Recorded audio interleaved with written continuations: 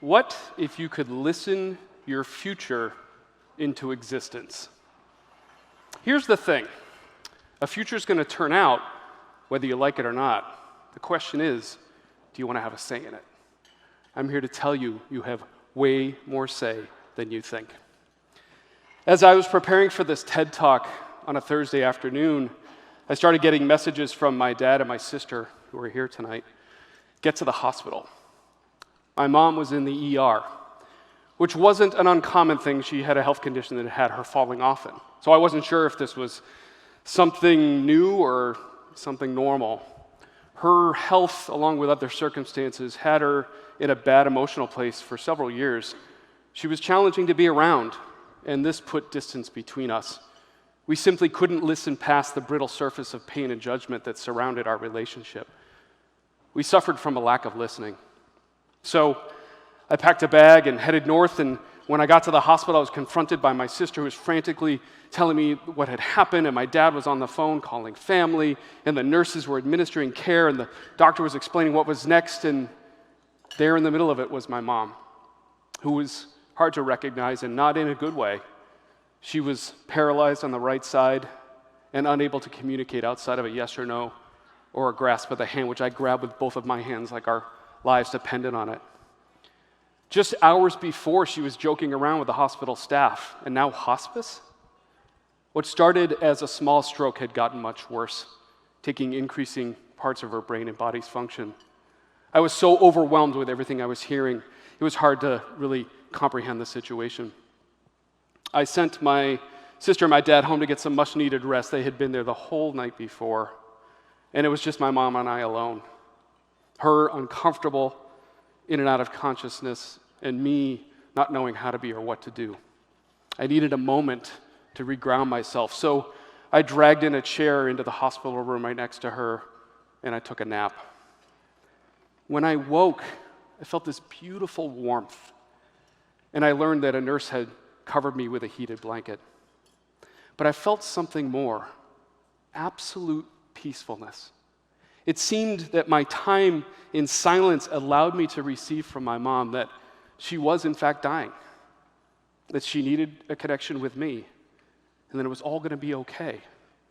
All of this communicated without a single word spoken. Over the next few hours, my mom and I were able to establish a connection where I could literally feel everything she was experiencing, like we were walking out this final chapter side by side. I felt her absolute trust in me. It seems I had become the midwife, my listening for her, helping guide her through these last moments. I had become her heated blanket. It was an incredibly vulnerable and intimate feeling, but it was also familiar. We had been here before, once at the beginning of my life, but now at the end of hers. I kept telling her how amazing she was doing this last and final act that we must all face one day. And as the family re-entered into the hospital room, I felt her surrender before anyone noticed. And she passed gracefully, surrounded by her family. What I learned from this experience is that every moment is an opportunity to listen your future into existence, even when the person you're listening is experiencing their very last moments. I now have a relationship with my mom that I never knew was possible. An experience of love so deep, it changed my very being. A parting gift from her I'll carry for the rest of my life. I've been practicing generative listening for 15 years, a kind of listening that energizes people and possibility. And in that time, I've been conducting workshops internationally with people of all walks of life.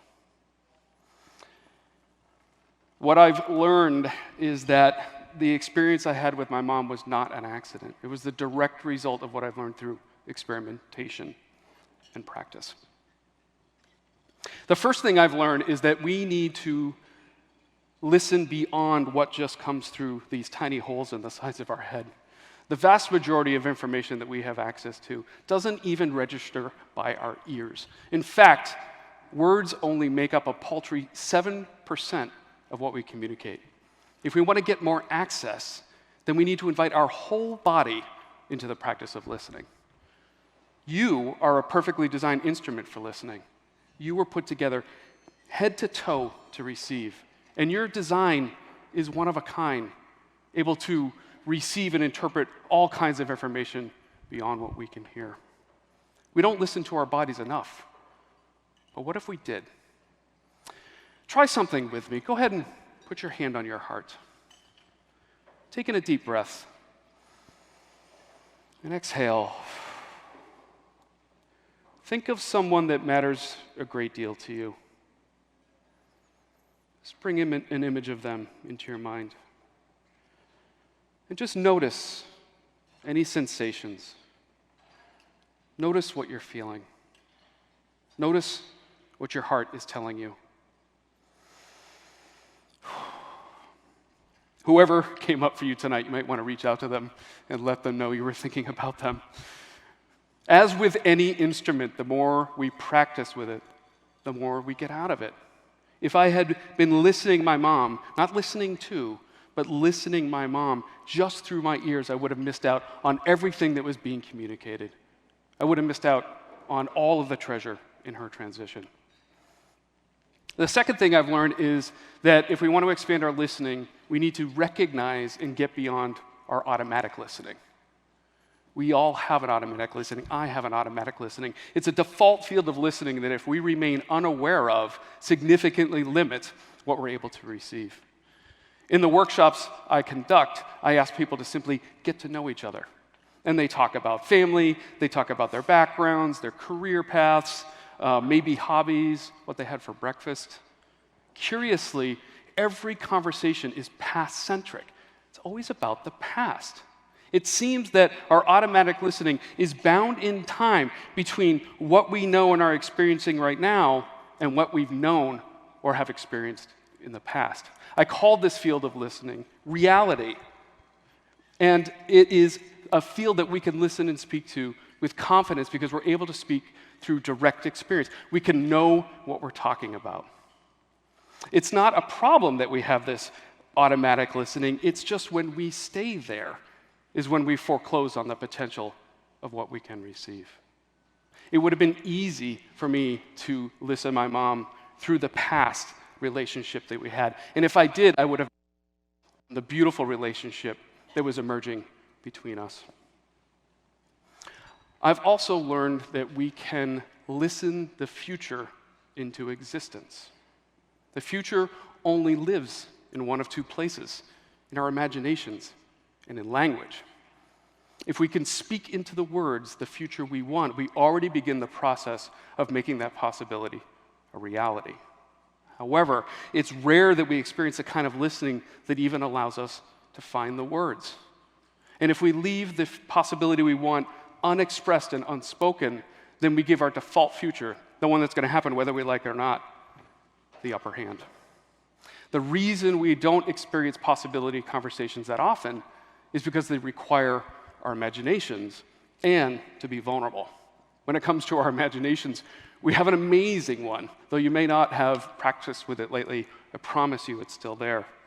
And as it relates to vulnerability, the thing about the future is you can't actually know what you're talking about. You have to use your imaginations to make it up if you're willing. And believe me, we're willing. It is easy to provoke a possibility conversation. It only takes a good question and to extend your listening to the other in a way that invites them to share their vision without prejudice or judgment. It's as easy as asking someone to share with you their hopes and dreams. I've asked this question of hundreds of people, all who lovingly dove into the conversation and described the experience as incredibly energizing and life-giving. When I think about the future my mom wished for us, it was one where we were freed from the burden of her care, from any guilt or remorse about the past, a new chapter of our family that was strengthened by and liberated from her passing. I've learned that we need listening to discover who we really are. Transcending our past, our present, or our future is our sense of identity, who we are, no matter what we're doing or where in life we find ourselves. As the famous quote goes, The two most important days of our lives are when we're born and when we find out why. This field of listening is all about discovering that why. In the spirit of provoking these kinds of existential conversations, I ask people two questions.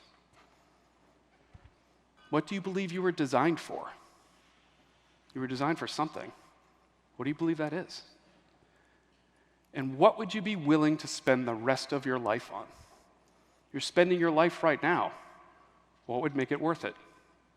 I know these are big, big questions. And it's not about having a crisp answer to them. It's about having a willingness to explore them.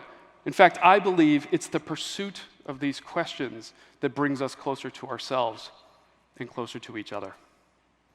I could have listened to my mom for who she was. We had a lot of history together up until 3 months ago, my entire life history together. But my listening allowed me to see a most beautiful sight, who my mom was becoming in those last moments. This beautiful light with so much love still to give, and my own identity as her son, redeemed, purified, and amplified. Finally, I've learned that listening is a practice. If you want to get better at anything, you simply need to practice. Practice listening with your whole body. Practice listening for and getting past your automatic. Practice listening possibility. Practice listening identity. Practice. With all the experiences that I have led or had, including the one with my mom, I'm more convinced than ever that we all have the capacity for generative listening. Much like trying a new yoga pose, it may be awkward at first, but with time and practice, it comes naturally. But why practice? Because everything you ever wanted may be on the other side of a conversation. So those of you that are in the room tonight watching this live or on a YouTube video sometime in the future, you may have come into new awareness about the power of your listening. And with new awareness comes choice. So what will you use this new awareness for? I believe the path to our species' potential must be walked together. No one left out, no one left behind. I believe the key that could unlock that potential lies within any one of us waiting to be discovered. The key that may unlock your future may be within the person sitting next to you tonight. Maybe within someone you've yet to meet. Maybe within someone you've known your whole life. If that were true, what kind of conversation would you have with them? Imagine you were one conversation away from being able to speak your truth, share your dreams, or discover your identity. What if you were one conversation away from knowing how much you matter? And what if you never had that conversation? I'll leave you with this. Don't assume anyone has been able to share their dreams. Don't assume anyone feels seen or valued. Don't assume you do either. And don't assume it's too late to listen. Do listen others higher, listen ideas bigger, and listen into existence a future you would be proud to have define you. I promise you, we will all benefit. Thank you.